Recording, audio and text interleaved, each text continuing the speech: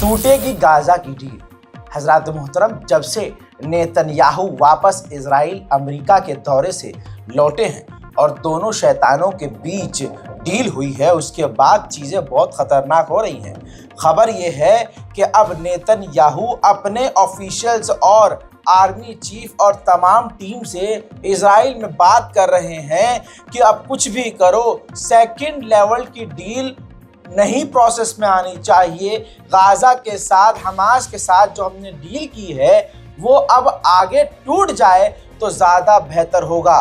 हजरात मोहतरम, इससे एक बात क्लियर है कि नेतन्याहू और डोनाल्ड ट्रंप के बीच ये बात क्लियर हो गई है कि किसी भी हाल में गाजा को कब्जाना है और लोगों को वहाँ से भगाना है। क्योंकि अगला अपडेट आपकी स्क्रीन पर है, बताना चाहूँगा, क्लियर कट यहाँ पर क्लियर हो चुका है। ये जो वीडियो आप देख रहे हैं इसके अंदर अमेरिका के राष्ट्रपति डोनाल्ड ट्रंप क्लियर कट कह रहे हैं कि हम एबल हैं, हम खरीद सकते हैं, हम गाजा के डेवलपमेंट के लिए गाजा को खरीदेंगे और उस पर पूरी तरह से कंट्रोल करेंगे। फ्यूचर में, भविष्य में इसको बनाने के लिए इसको हासिल करेंगे और हम प्लान बनाएंगे कि गाजा के अंदर से गाजा के लोगों को निकाल दिया जाए। I'm committed to buying and owning Gaza.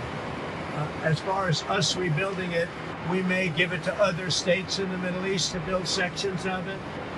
Other people may do it through our auspices, but we're committed to owning it, taking it, and making sure that Hamas doesn't move back. There's nothing to move back into. The place is a demolition site. It'll be, the remainder will be demolished. Everything's demolished. I mean, you can't live in those buildings right now. They're very unsafe. But we'll make it into a very good site for future. वहीं Israel नितजारिम, Gaza के नितजारिम corridor से पूरी तरह से निकल चुका है। अब इजराइल जब नितजारिम कॉरिडोर से बाहर निकल गया तो वहां जब फिलिस्तीनी पहुंचे हैं तो मंजर कुछ इस प्रकार है।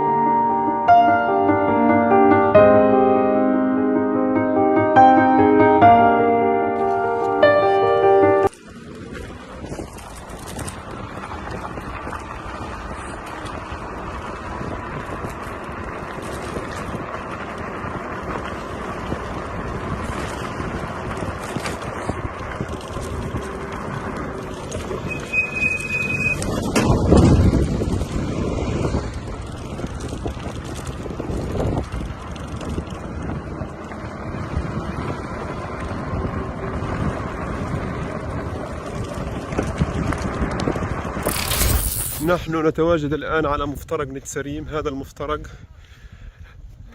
على طريق صلاح الدين. كنا بنعرف اليافطة اللي كانت غزة ترحب بكم في هذا المكان كانت بالتحديد. وهذا المفترق طريق المؤدي إلى شرق مدينة غزة، وهنا طريق صلاح الدين كما نشاهد حركة المواطنين. هذا المحور الرسمي أو هذا المفترق الرسمي، مفترق صلاح الدين.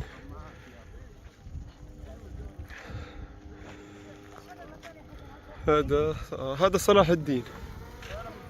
هذا الطريق المؤدي إلى الجامعات، كانت مؤدية على جامعة فلسطين والأزهر وطريق البحر.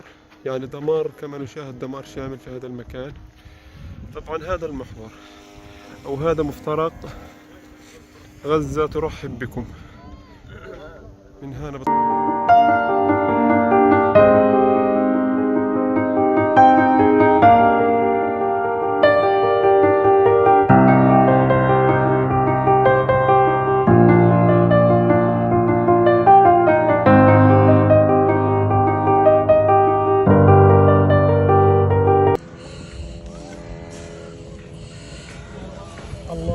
أكبر. الحمد لله تم رجوعنا إلى أراضينا. لا نفرط في هذا التراب. الحمد لله فضل الشعب وفضل المواطنين الصمود. الحمد लल्लाह. हस्बी अल्लाह व निअमल वकील। उधर एक वीडियो आया है जिसमें एक इजराइल का सैनिक नेतजारिम कॉरिडोर छोड़ने से पहले कह रहा है कि गाजा में अगर हमास तैयार है तो हम भी तैयार हैं, हम वापस जल्द लौटेंगे। תחנות ספורט כאן קודקוד, אנחנו נערכים כרגע לטיפול מציר חושן, יציאה סופית מציר נצרים, סדר תנועה על פי הכניסה 9-8 קודקוד.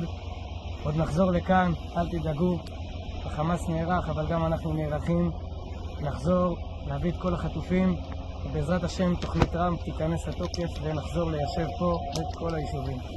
אשרו קבלה 8-9.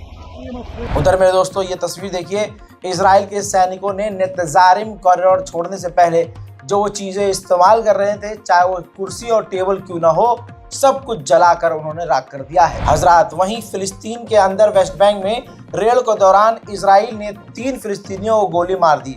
उसमें से एक महिला थी जो प्रेग्नेंट थी, उसको भी इजराइल ने गोली मारकर कत्ल कर दिया है। हजरात, अब ये दूसरा वीडियो देखिए, वही जो प्रेग्नेंट महिला जिसे इजराइल ने गोली मारकर कत्ल किया, उनके नमाज जनाजा के लिए जब भीड़ इकट्ठा हुई उनके आखिरी रस्मात के लिए, तो उनके जनाजे के ऊपर भी इजराइल ने गोलीबारी की है, जिससे भगदड़ मच गई। वहीं जर्मनी की पुलिस ने तो इजराइल की सेना को पीछे कर दिया है। ये देखिए, जर्मनी में जो फिलिस्तीनी समर्थक प्रदर्शन कर रहे हैं, जर्मनी की पुलिस उन्हें बुरी तरह से मार पीट कर गिरफ्तार कर रही है। जर्मनी इजराइल के समर्थन में कुछ इस लेवल पर गिर गया कि जर्मनी ने जर्मनी के अंदर अरब लैंग्वेज को बैन कर दिया, और जो भी फिलिस्तीन का नाम लेगा तो फिलिस्तीन के नाम को बैन कर दिया।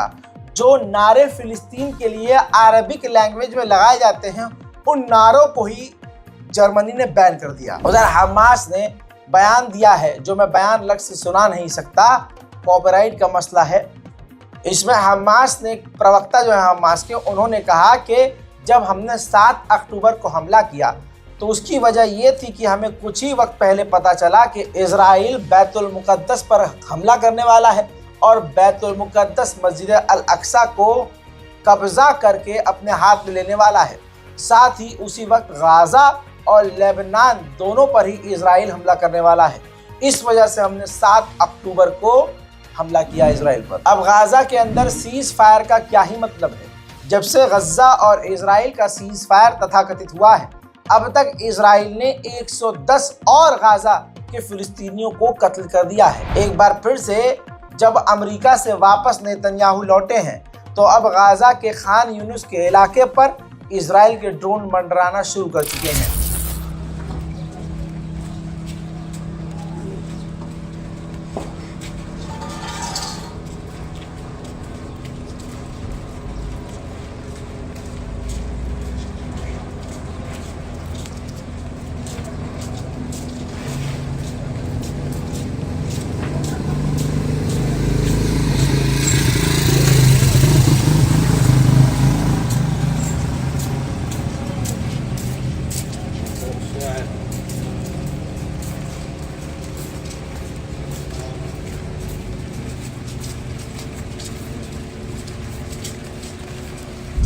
वहीं आपको याद होगा कि नेतन्याहू ने सऊदी अरब के मुंह पर तमाचा जड़ा था, ये कहते हुए कि 2 स्टेट सॉल्यूशन का मतलब ही नहीं है। अगर सऊदी अरब को फिलिस्तीन स्टेट चाहिए तो सऊदी अरब के पास बहुत ज़मीन है, अपने यहाँ फिलिस्तीनियों को लाकर बसाए और उस इलाके को फिलिस्तीन स्टेट घोषित कर दे।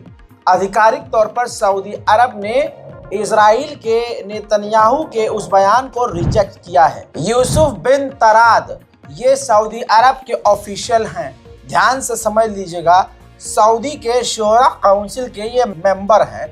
यूसुफ बिन तराद अल सदऊन, इन्होंने अमेरिका और इजराइल दोनों को झकझोर दिया। इन्होंने कहा कि अगर डोनाल्ड ट्रंप हीरो बनना चाहते हैं पीस के और शांति के, तो उन्हें यहूदियों को अलास्का या कहीं और बसा देना चाहिए। हजरात, ये डोनाल्ड ट्रंप के खिलाफ सबसे खतरनाक बयान था अब तक का सऊदी अरब का। बाइडेन सरकार ने एक काम ये किया था कि 7 अक्टूबर की जो इन्वेस्टिगेशन हो रही थी उसको रोक दिया था, लेकिन डोनाल्ड ट्रंप ने 7 अक्टूबर को जो हुआ इजराइल के साथ और इजराइल में जो हुआ उस पर पूरा इन्वेस्टिगेशन शुरू कर दिया है। इसमें कहीं ना कहीं नेतन्याहू भी थोड़ा सा टेंशन में आ गया है। दूसरी तरफ जब से डोनाल्ड ट्रंप आए हैं उन्होंने काफी खतरनाक बयान इजराइल के समर्थन में दिए हैं। उसमें से एक बयान ये था कि इजराइल काफी छोटा है और इसको बड़ा करना होगा, ग्रेट बनाना होगा। ऐसे में एक बात क्लियर हो गई है कि इजराइल के लिए खुद ट्रंप चाहते हैं कि आसपास के क्षेत्रों पर कब्जा कर लिया जाए। नेतन्याहू ने मौके पर चौका मारते हुए कहा कि ट्रंप की बात बिल्कुल सही है, हमारा एरिया काफी छोटा है, इसे बड़ा करना होगा, हम इससे ज्यादा छोटे नहीं हो सकते। गैर मुस्लिम देशों में अब इजराइल के सैनिक जा रहे हैं तो वहां की सरकारें उन इजरायली सैनिकों को एंट्री नहीं दे रही हैं, रोक रही हैं, गिरफ्तारी की उनकी बातें हो रही हैं। लेकिन दोस्तों ये एक इजरायली सैनिक है, ध्यान से देखिए, जो गाजा के अंदर है। इसने गाजा के अंदर नरसंहार मचाया और अब ये देखिए यूएई में है, दुबई में है दोस्तों। लेकिन यूएई गद्दार नकली मुस्लिम, ये हुजूर सल्लल्लाहु अलैहि वसल्लम को जंग में छोड़कर भागने वाले ये मुसलमान, ये जो यूएई है, आप देखिए यूएई कुछ नहीं कर रहा है, कुछ भी नहीं कर रहा है।